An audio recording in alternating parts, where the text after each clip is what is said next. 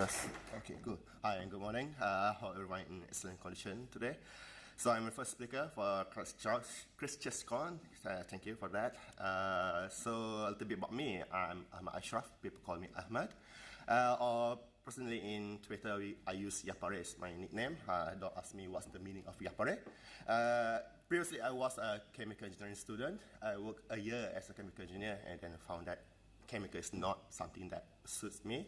So I resigned and take a risk to join one of the IT security company in my local in Malaysia.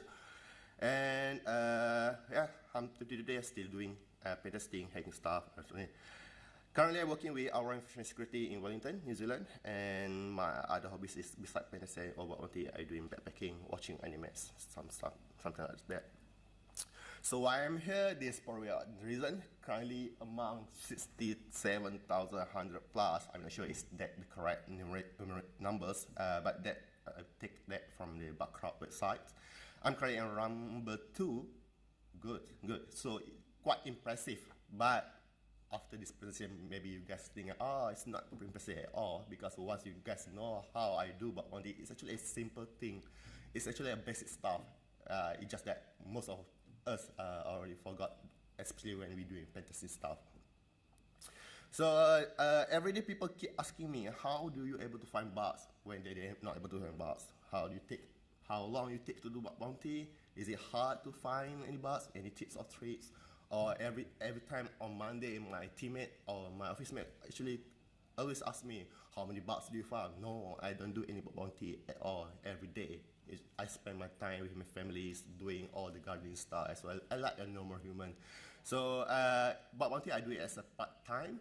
So I'm going to share with you guys some tips or tricks how you're going to optimize your probably some 10 or 15 hours in a week and still able to get reward and some points in bug bounty. So what is bug bounty program? Based on Oxford Dictionary, is a reward offered to a person who identifies an error or vulnerability in a computer program or system. Basically, is you find bug, submit to the company say that, oh yes, good, this is a reward for you. That's it. So why I started bug bounty? Mainly at first, my main reason is because of money. I start my work after 2 years. My monthly salary is around $850 per month. And I need to give some money to my parents, taxes for the government, hobbies, some shit that happen, study loans, another loans everywhere. So after I paying all of this stuff, on the next day, my bank statement will become zero, something like that, so I cannot live like that. So that's when I start doing bug bounty. My first bug bounty, my first reward in bug bounty is actually coming from PayPal. I found an SSS in 2012 in one of their UK shopping sites. It's a basic cross-site scripting, attack, script, alert, and you make a report, submit to them. And after 4 months of waiting, PayPal sent me an email and said that, hey, thank you for the SSS, here 500 for you. Wow, I said that, oh, 500. So I did a simple calculation on that day. One SSS that I can find in PayPal, that's in a day is around $500. I worked hard for a month. I paid around $850. That means that one SSS in PayPal is worth more than half of my monthly pay. So it's ridiculous. So since that day, in 2013, I focused the whole year in PayPal and some of the program. It's totally worth it. Just in a year, I managed to settle all my loans. I managed to settle all my credit cards. I don't have any what we call a balance. Instead, I even can bought a used car by cash, just using from PayPal. That's not included with my other bounty from Google, Facebook, and other stuff. So it actually do help me a little bit, and I found that after that, this is not about money, because after a year of joining bounty, I able to know other people from the industry for around the globe, and more knowledge and sharing being shared among from the security engineer from Google, Facebook, and another researcher that doing PhD, master. So I found that there are lots of new techniques that I don't know before, and at the same time from bug bounty, my profile becoming better, at least people know me, and so at least today I'm standing in front of you guys presenting something.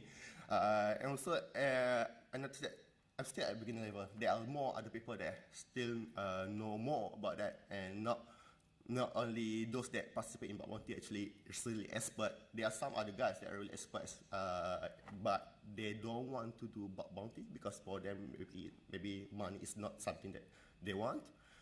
So in 2013, there's a startup named BugCrowd.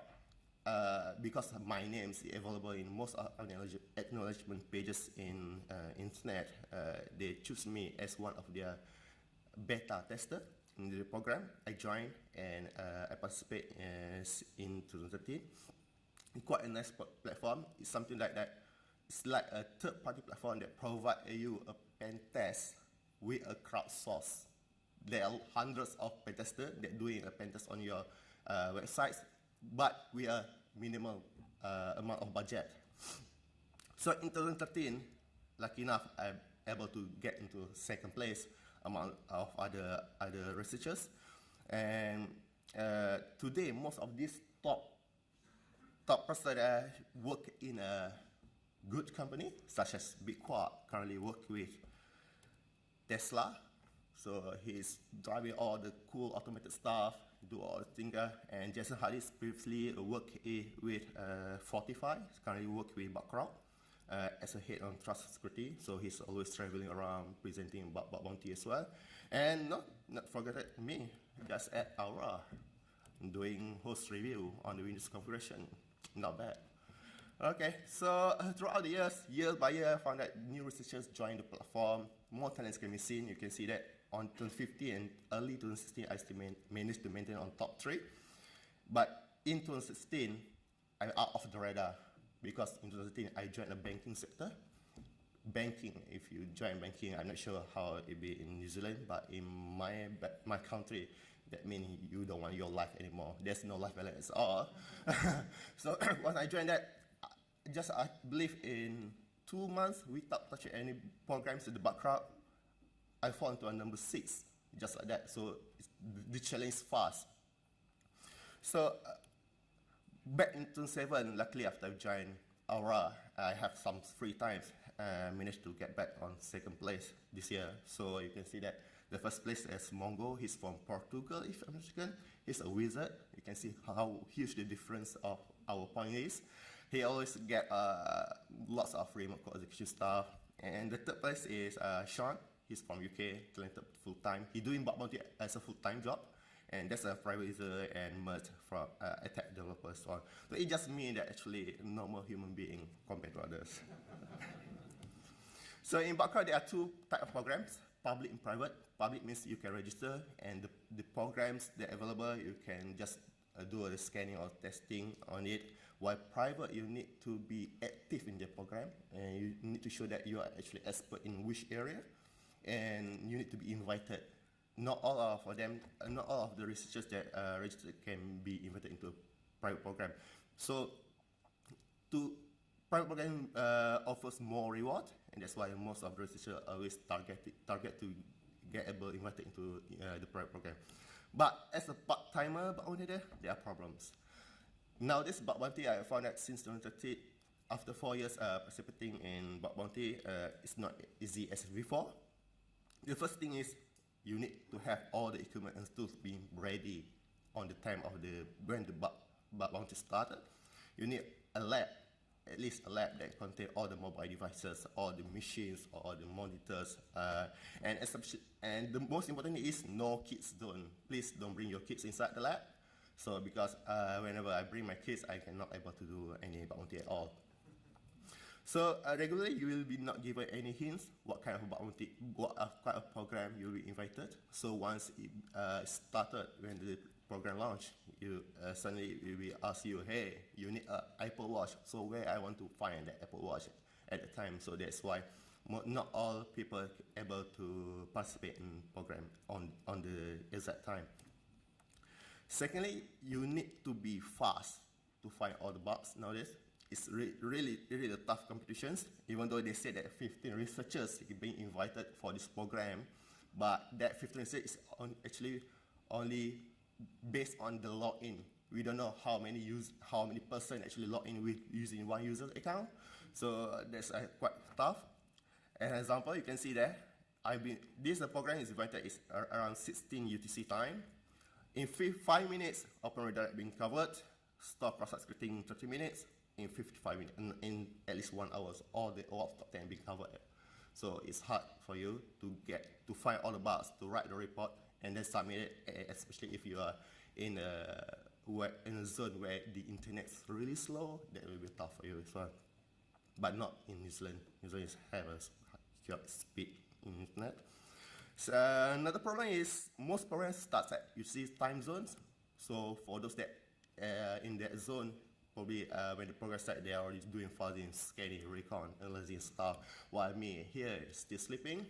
And probably because sometimes I'm still at work at the client side doing host review, something like that. So there's no time for me. There's when that I use my experience to create a methodology for me as a bug bounty, strictly on bug bounty, and able to optimize my free times and use only 10 hours, almost around 10 hours a week. And that's no magic at all. Actually, it's just some little basic that we probably forgot about that. So you can see the difference year by year in 2017, how I'm using my methodology and able to find how many reported vulnerabilities I'm able to find. The first tips is you need to focus on the less participant program. You need to choose the one that you are strong or have knowledge. Let's say you are strong in mobile application. Don't focus on the Android platform. Try to focus on Windows or iOS, because to buy an iOS device is really expensive. So not all people have the Apple phone, something like that. So that's probably to reduce your competitors. So or you expect in the hacking on hardware. So just focus on that, because not many people, not many researchers actually have talent in doing hardware hacking and stuff, something like that. For me, I focus on web application. Web application is most targeted programs. I prefer to do web because how I can avoid and join a less participants. The first one is reverse recon and also white targets. These two I'm going to explain on the next slides. Another tips is try to join all or no reward programs, because for all program, usually people think that all the bugs are already covered, but that's a mistake. Usually for all program, there probably some content code changes day by day. So if we frequently check on the old program, sometimes maybe some of the features being newly developed, so you can test and you might find bugs into that. Another is complex setup. For web application that requires you to buy a premium account, you need to have an Amazon account. Try to join that, because not all researchers willing to spend their money to buy all this stuff. So that's how I usually focus on.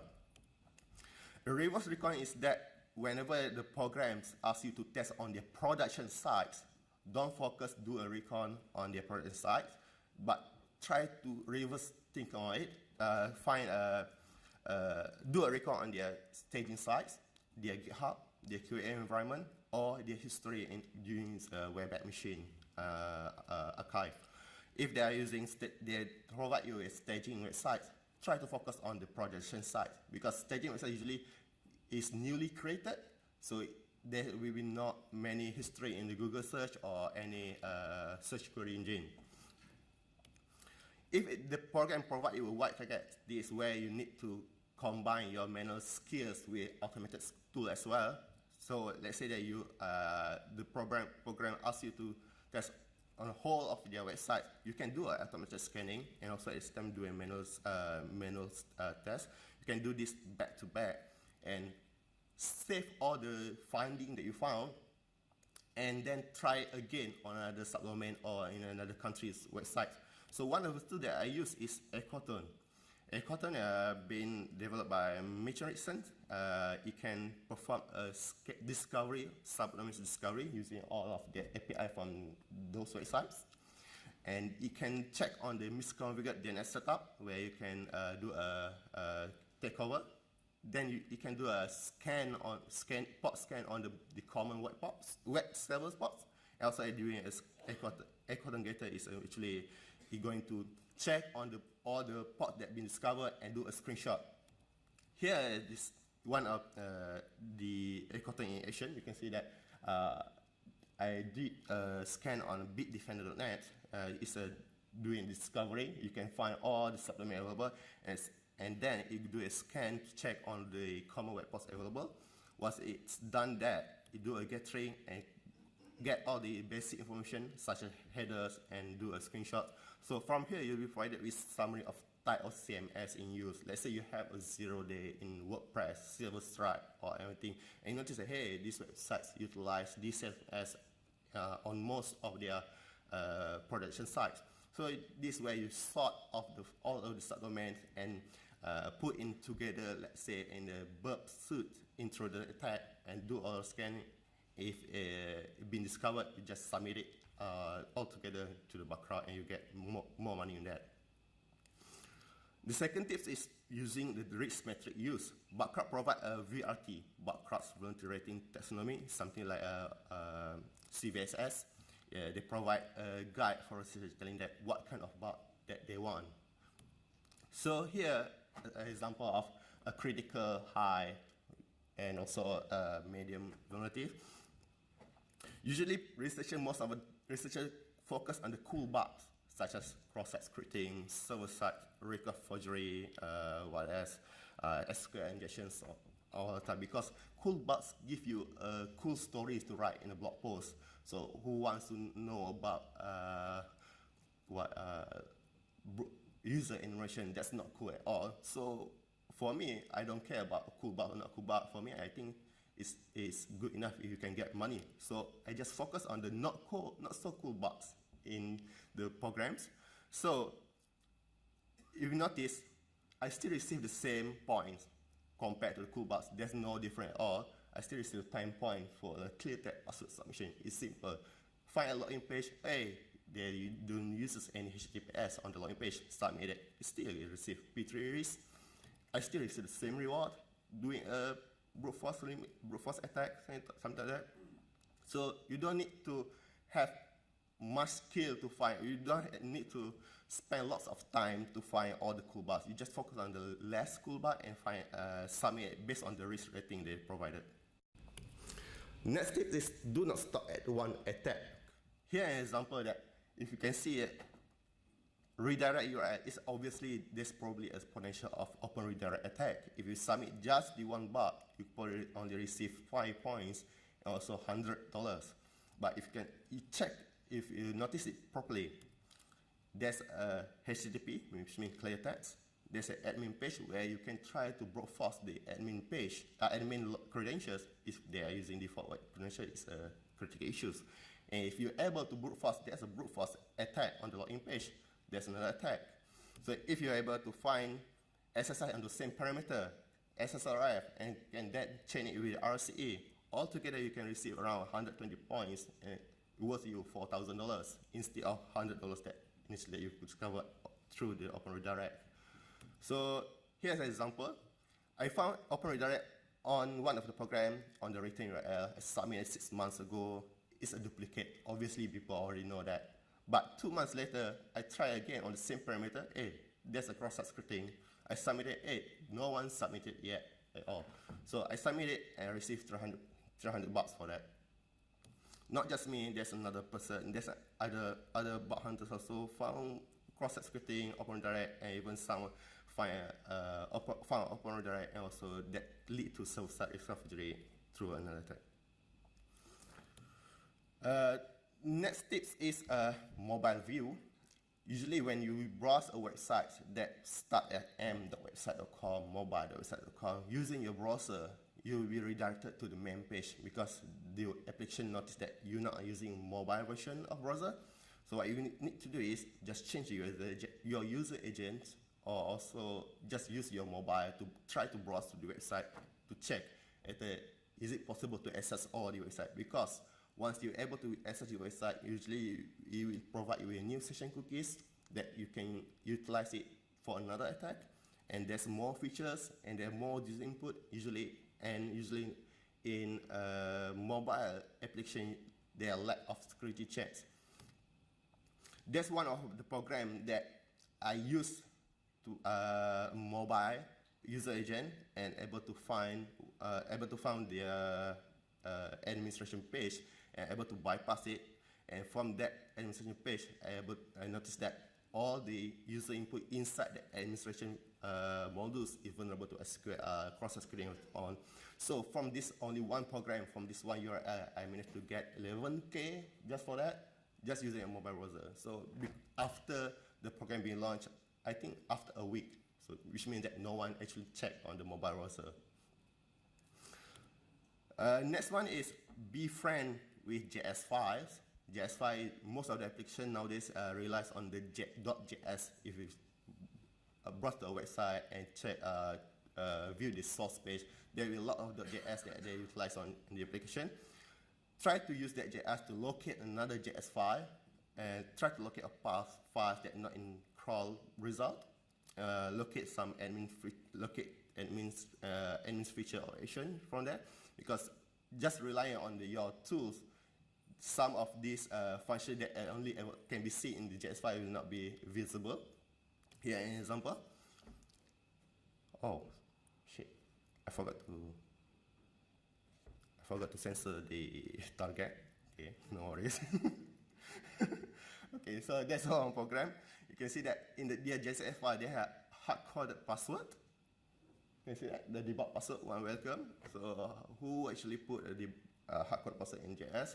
And also there's another target where actually contain a path that actually I'm not able to discover through my tools. So I view through the JS and do analyze, and this path actually vulnerable to SQL injection. So JS file actually totally worth to view, just that you need to properly line by line checking, not to miss any of the hidden paths that are available. And this is another one that where I found there's a boundary site that redirect you to a main site, but I found that it contains a login.js. If I browse directly to that login.js, you direct me to not authorized to view this page, which means it presented me with a interface of admins, but probably it could check some session cookie if I'm not mistaken. So from this login.js, I actually found there's another JS file inside it, and I do some analyze on that, and able to find another path, and using that path, I'm able to bypass the administration page, and also able to access the administration features, and able to upload some payload bar, some backdoors on still, and then I receive some cool rewards on that. And this tip, let's say some of the programs usually provide you with a lot of out of scope issues. They don't want to see any SSL. They don't want to see any open direct in their submission. They don't want to see any. They don't want to see it out. If this happen, if this the program that invite you to do the testing on the website, for me, I don't participate at all. It's wasting my time, so I have nothing to do here. So I just focus on another program. So I think that's it. This list of tools that I use most of the time. Most of the general tools that I use. BugCrowd is a must tool in web app testing. Some Reconnaissance tool, echelon, Spiderfoot, Animal, Sublister is really good in discovering all the subdomains. Scanning tools, most of the time it's more related on the CMS scanning, WP scan, group scan, SQL map for SQL explosion, and also OSML for SSCE attack, and also the JS parser, the one that I showed just now, be a friend with JS parser, JS files. So there are there's some bug hunters that actually create their own JS parser, such as Sean and Ben. They create a JS where if you find a JS file, just put that URL into this tool, and they're going to crawl.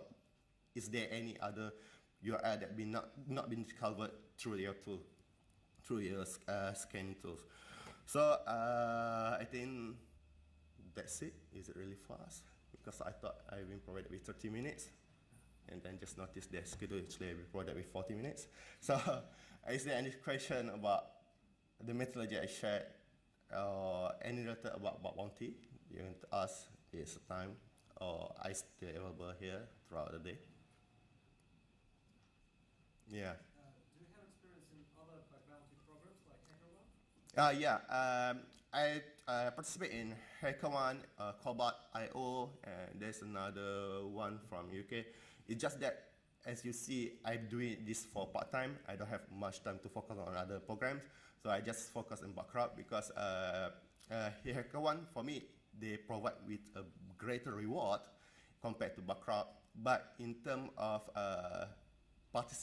competitors, BugCrowd have less competitor compared to HackerOne. So for a part-time bug hunter like me, I prefer to focus on programs that have less competitors. So that's why I still stick with BugCrowd. You mentioned that you use the Internet Wayback Machine. What do you use that for? So Internet Wayback Machine means that you want to see any path or all files that actually been used before in the web application, but if you try to find it through Google, it's not available. So sometimes it's more like a history of the websites. So you can see some JS file that usually being used before but not being removed by the developer. It actually give you some of the old functionality of the application. Sometimes it's vulnerable. Yeah. No? What's the favorite bug that you found? Is it in terms of reward or the coolest? I think the coolest one I found was in. There are two actually SQL injection. One of in PayPal. The second one is one in the private program in BugCrowd. In PayPal is that there's a acquisition company of PayPal named BillSafe. It's a probably Netherlands version of PayPal, something like that. So the vulnerability exists at the search form. It's normal form that you usually found. Obviously there was a cross-site scripting. It's a duplicate error. But I noticed that from that same search form actually there's a vulnerability. There's a SQL injection vulnerability. It's just that you cannot detect it using a single quote. You need to use double quotes. So it's weird that there are multiple users actually already test on the same form, the same page, but not all of it. I think not all of it. It's just me that noticed that. It's just me that noticed that why the application actually interact differently, and probably SQL cannot detect it. And the thing is, for you to submit that to the PayPal, you need to provide a proper POC. So what I did, that I just used a basic way of doing SQL query, such as I use a double quote, and I put some table name equal percentage some name to detect that vulnerability. I put that in my blog post. You can read it. So it's interesting because that page, that similar form, that search function form, being tested by multiple guys, by lots of users. I just joined and found, hey, why no one actually try to test this manually? So that's something that I find amusing, because probably some of the guys just think that search form actually only vulnerable to cross-site scripting. There's no other attacks that are available. The second one is in a private program in BugCrowd, where there's a explanation that you cannot use. You need to use. I don't know how to explain this because it's really weird. You can check on my blog post. It's really weird. It's on the Microsoft. The database using Microsoft SQL Server. So it's a blind type of attack. You cannot use common blind attacks such as time-based, or you need to use the what we call it in SQL Server. There's a, I'm not sure what we call it, such a language. You can set language equal 1 is English, language equal 2 is probably Netherlands, something like that. So you need to use the comparison, the Boolean comparison, using if name equal is language greater than limit password, something like that. So actually from the query, the application only check on the value that actually set on the server. So if the value of the language is 1, which means English, and the value that set for that character is 13, it will give you an error page. If you change the reversely, it give you a normal page. So that's how I can detect there's a blind attack in this application. Actually, a bank, some sort of financial institution program, able to get the highest amount of bounty in that. Yeah, that probably something interesting because it took me around 5 days to do research on that, and able to get a proper POC in it. I put that in my blog post as well. That's a cool bug. You should put it in blog post. Yeah. Another thing? Hey. So what's your background? How many? What's your background? How many languages and that have you learned? Because you did chemical engineering, so it would have been obviously a lot different than computer science. I'm from engineering university, so I took chemical engineering because one of the reasons I don't have any money to attend other stuff. So this university provide me with some sort of scholarships.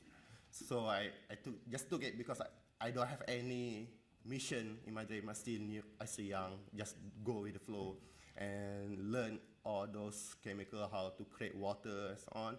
And on my 3rd year, one of the seniors asked me to join him, to follow him on night to an IT lab.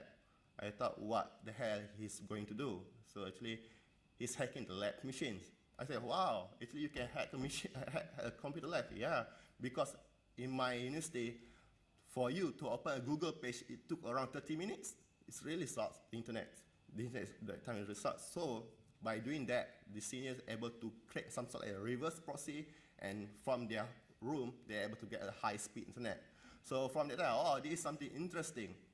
And it's quite bad actually, because of him, one of my subjects, I failed one of my subjects because I don't go to the exam. I focus on doing hacking. So they are good and bad. That's why after I graduated, I found that chemical is not something that I like. I want to do something that I have passion in. So that's why I do. Luckily, another senior that actually work with the consultant firm say that, hey, there's a junior role that available. Do you want to try? Yeah, I'll try it. So, but joining in IT security in my country with that kind of background is not really good for you, because that is where most of the companies try to take advantage of your skill. Because you have a skill, but you have no background IT, no money for you. That's it. Yeah. That's why I started doing about 1TE, boost my profile, and he said that, yeah, I'm good actually. So this is why I do it. Yep. So what's the maximum amount you have earned from one bug? One bug, Yep. the maximum. I think it's from PayPal, 7,500, the escalation that I just told just now. Wow. Yeah, Nice. that's the highest. But there are the person that are able to get 50K for one bug, 20K for HackerOne. Yeah, if you tell enough, try to join HackerOne. It's really worth it. Yeah. Thank you. Yeah, no worries. I think that's it. Yeah. Oh, yes. What's your ratio of finding duplicate to finding being first one to find Ratio. It depends. Sometimes, let's say I know that the program is the program that I joined late on the program, and I see that the program contain lots of broken features. I know that they actually already been covered. So I try to focus on something that's not common, something that probably require to do change stuff on. So nowadays my duplicate ratio is compared before, let's say over 10, maybe 2 or 3. I mean,